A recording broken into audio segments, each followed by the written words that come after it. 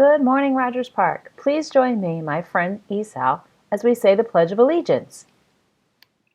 I pledge allegiance to the flag of the United States of America and to the republic for which it stands, one nation, under God, indivisible, with liberty and justice for all. Thanks, Esau. Today, everyone, is Tuesday, October 20th, and we're still in an A week. Your classes are up here on the screen, and they're also in PowerSchool. Be sure you're checking that Danbury email, getting into those classes, and if you're a sixth grader, you've looked ahead to see what your new class is. Make sure that you're joining your Google Classrooms and actively engaging. Please continue to enjoy Miss Michaelik's read aloud of Coraline, the appropriately spooky novel.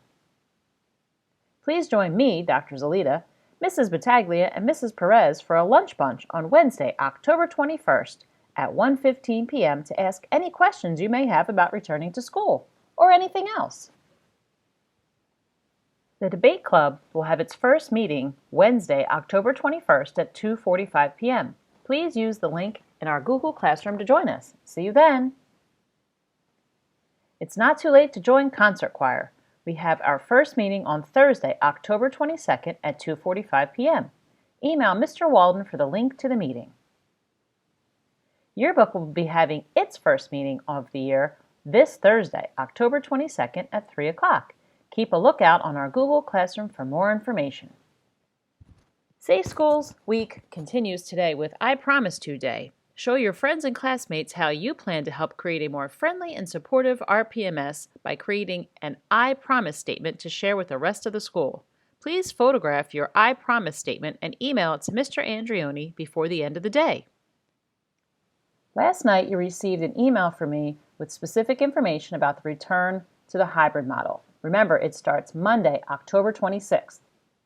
Today we're going to talk about the morning arrival. The Bus Transportation Department has uploaded all of bus information. It was in the email I sent you yesterday. You should have gotten your bus numbers, but there's also a link that I've been sending you that you can check online. The expectation is that your parent or guardian is going to screen you for symptoms prior to getting to the bus stop or getting into your parent's car or walking to school. If you're not feeling well, stay home. If you're taking the bus windows will remain open during the entire ride. That includes in the wintertime. You must wear a mask when riding the bus and will not be allowed to enter the bus without one. The buses will be disinfected daily, and the frequent touch points will be sanitized before and after each route.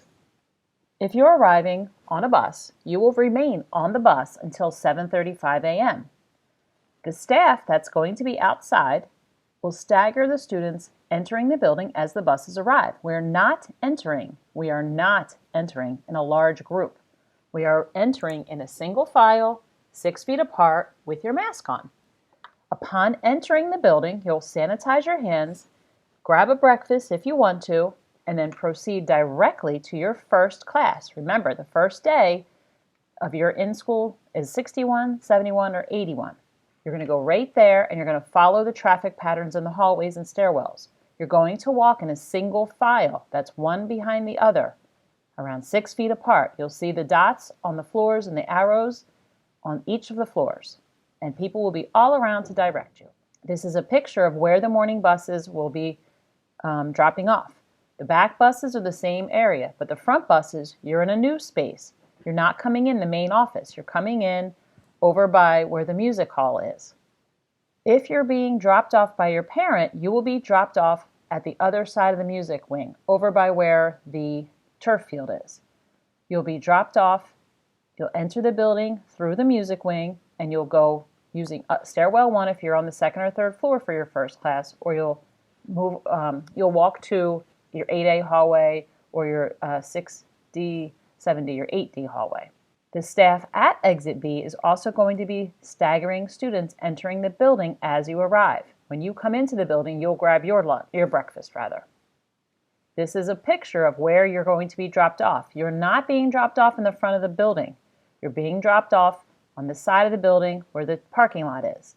So your parents will come in, drop you off from the passenger side. I don't want to see kids walking in the parking lot. It's very dangerous. I want you to get out on the passenger side so that you're on the sidewalk, and then follow directions. Miss Perez will be out there. I'll be out in the front, and Mrs. Battaglia will be out in the back. If you're a walker, you will enter using stairwell 3, and you'll follow the signs and directions. You'll grab a breakfast, and you'll head to class. If you arrive before 7:35, you'll be waiting outside, and you'll stand in a socially distanced spot outside of the building, and then proceed to your first class at 7:35. So you will see markers outside on the sidewalk, and you are not to stand together in a clump. Stand in a straight line, or roughly a straight line, 6 feet apart. The staff that's in the front of the building there will also stagger walkers into the building.